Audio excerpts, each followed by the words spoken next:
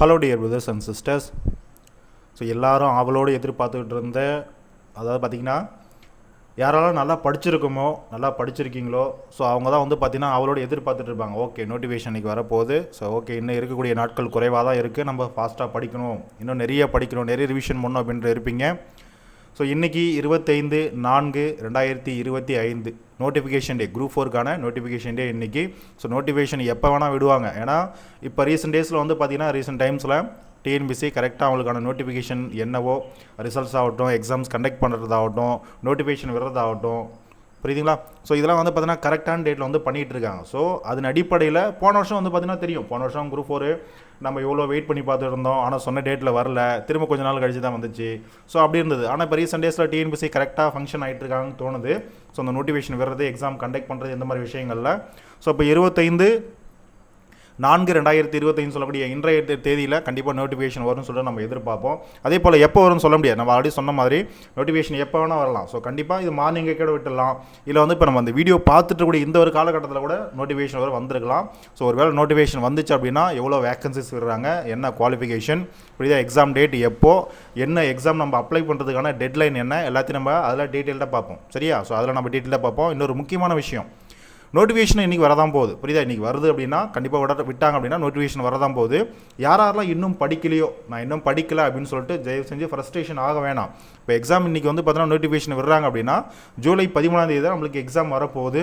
So அதுக்குள்ளே இருக்கக்கூடிய நாட்களை எவ்வளோக்கு எவ்வளோ வந்து பார்த்தீங்கன்னா நம்மளால் ஒழுங்காக யூட்டிலைஸ் பண்ண முடியுமோ, சரியா, என்னென்ன படிக்கலையோ, சிலபஸ் இதெல்லாம் கவர் பண்ணுமோ, முக்கியமாக தமிழ் மேத்ஸ்லாம் ரொம்ப ரொம்ப பக்காவாக கவர் பண்ணியிருக்கணும்.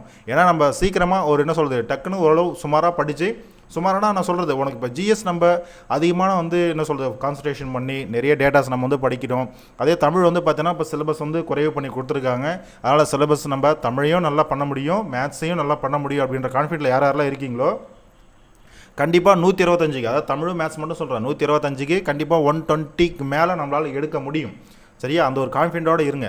இல்லை சார் நான் இன்னும் வந்து பார்த்தீங்கன்னா சிலபஸ் கம்ப்ளீட் பண்ணல அப்படின்றவங்க, ஸோ இன்றைக்கி நோட்டிஃபிகேஷன் விட்டாங்கன்னா இருக்கக்கூடிய நாட்கள் குறைவு தான். ஸோ எவ்வளோக்கு எவ்வளோ நீங்கள் சிலபஸை முடிக்க முடியுமோ தயவு செஞ்சு முடிங்க.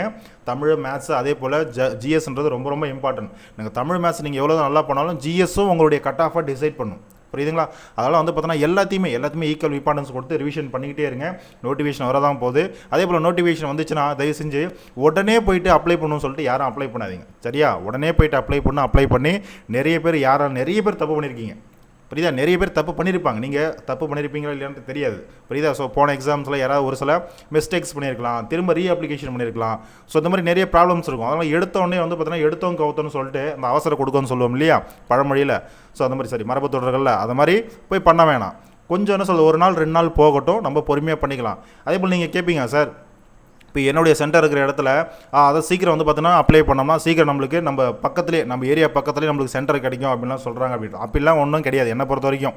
புரியுதா? மேபி இருக்கலாம், ஆனால் என்னை பொறுத்த வரைக்கும் கிடையாது. ஏன் சொல்கிறேன்னா, இப்போ போன எக்ஸாம்ஸில் எனக்கு தெரிஞ்ச ஒரு பையன் வந்து அப்ளை பண்ணும்போது அவன் ஃபஸ்ட் நாள் அப்ளை பண்ணிட்டான்.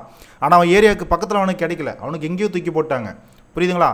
லாஸ்ட் நாளுக்கு முன்னாடி நாள் தான் ஒருத்தன் அப்ளை பண்ணான். பார்த்தா அவனுக்கு அவங்க வீட்டு பக்கத்துலேயே இருக்கிற மாதிரி ஒரு சென்டர்ன்றது கொடுத்துட்டாங்க. புரியுதுங்களா? அப்போ வந்து சென்டர் எங்கே இருந்தாலும் பார்த்துக்கோங்க. எக்ஸாம் அன்றைக்கி சென்டர் எங்கே இருந்தாலும் போட தான் போகிறாங்க. நம்ம டிஸ்ட்ரிக்ட்டில் நம்ம கேட்க தான் போகிறோம், நம்ம டிஸ்ட்ரிக்ட்டில் நம்மளுக்கு போட தான் போகிறாங்க. ஸோ எக்ஸாமுக்கு கொஞ்சம் நேரத்துக்கு முன்னாடி நம்ம அங்கே ரீச் ஆக தான் போகிறோம். சரியா? அது மாதிரி தான் நம்ம கிளம்பிப்போம். அதனால் ஸோ நோட்டிஃபிகேஷன் வரட்டும், என்ன டீட்டெயில்ன்றதை நம்ம பார்ப்போம். யாரும் வந்து பார்த்தோன்னா அர்ஜென்சின்றது வேண்டாம். ஸோ உடனே அப்ளை பண்ணும் அப்படின்றதெல்லாம் கேட்டான். ஸோ 1 or 2 days போகட்டும். ஸோ என்ன இந்த நோட்டிஃபிகேஷனில் கொடுத்துருக்காங்க, என்னெல்லாம் சொல்ல வராங்கன்றதை புரிஞ்சுக்கிட்டு தெளிவாக இந்த நோட்டிஃபிகேஷனை, இந்த குரூப் 4 எக்ஸாமை நம்ம அணுகலாம், அப்ளிகேஷன் போடலாம். சரிங்களா? ஸோ அப்ளிகேஷன்றது கண்டிப்பாக 1 மாதம்ன்றது டைம் இருக்குது. அதனால் நம்ம பொறுமையாக பண்ணிக்கலாம். ஸோ அதுக்கான ஒரு சின்ன வீடியோ தான் இது. ஸோ இன்றைக்கி நோட்டிஃபிகேஷன் வரப்போகுது அப்படின்றதுக்கான ஒரு சின்ன வீடியோ தான் இது. ஸோ ஓகே, நம்ம வீடியோ முடிச்சிக்கலாம். நோட்டிஃபிகேஷன் வந்ததுக்கப்புறம் அதுக்கான டீட்டெயில்ஸ் என்ன விஷயம் அப்படின்றதெல்லாம் நம்ம டீட்டெயில்டாக அந்த ஒரு வீடியோவில் பார்த்துருவோம். சரியா? ஸோ ஓகேம்மா, மறுபடியும் நம்ம நோட்டிஃபிகேஷன் வீடியோவில் பார்ப்போம். ஸோ நல்லா படிச்சுட்டு இருங்க, டைம் வேஸ்ட் பண்ணாதீங்க. ஸோ தேங்க்யூம்மா, தேங்க்யூ.